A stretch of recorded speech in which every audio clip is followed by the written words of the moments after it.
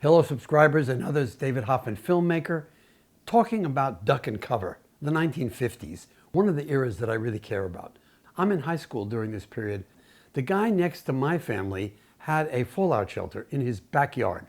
It was a hole with a big tank below it, and he told us all, hey, if it comes, the big bomb, I'm going to jump in there with my family and lock the door. And my father said, if I knock, will you let me in? And the guy said, no.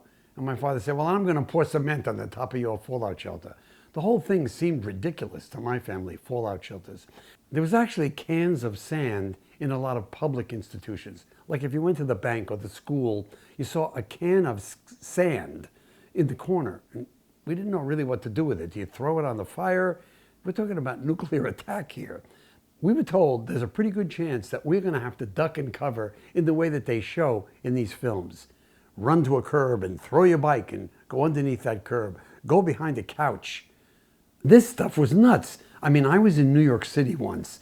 The sirens go off and hundreds of thousands of people go into the subways as practice for the nuclear weapons when they come. This was real. On June 10th, the Office of Civil Defense conducted a national drill to test our preparedness.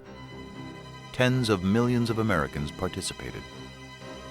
The most rigorous test of America's civil defenses, a simulated hydrogen bomb attack that strikes at 75 key targets from coast to coast. Enemy aircraft are over the Aleutians. Heading south-southwest. Prepare for total disaster.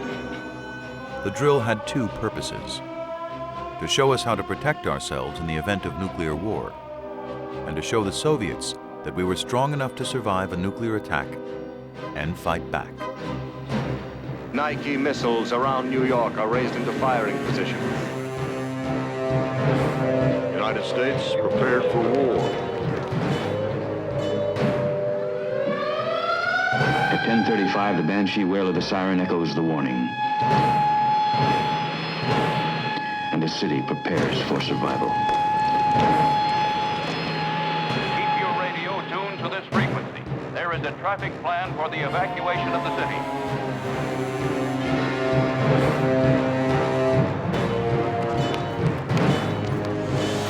All cars in the downtown area must follow the green light. Walk, do not run to your nearest shelter. Walk, do not run to your nearest shelter. New Yorkers have been conditioned by practice alerts. They know what to do. Turn off your electricity and gas. Fill pots and pans with water. Obey your civil defense wardens. Meanwhile, from the Pentagon and other key points, top defense figures are airlifted to secret control centers where they would direct America's defense and counterattack.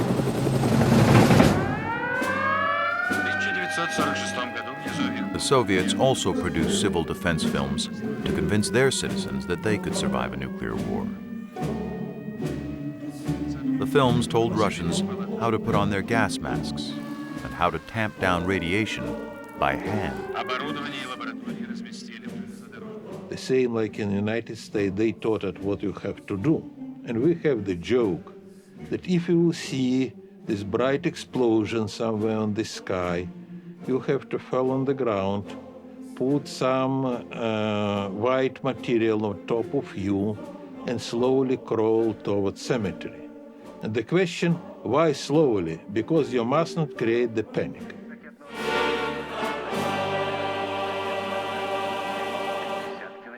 Well, individuals apparently have been reluctant to build shelters. Do you think the government's going to ultimately have to take care of this? Well, we have submitted such a program, as I say, within the executive branch of the government. However, I would urge individuals who can afford it to build shelters and build them right now. We practice once a week, hiding under our desks with our heads like this. So why am I wearing this hat? Because that wasn't normal. Because it was crazy what was going on at that time. I guess we still should be ducking and covering, except, boy, I don't know what that would be like today. Tell me what you think.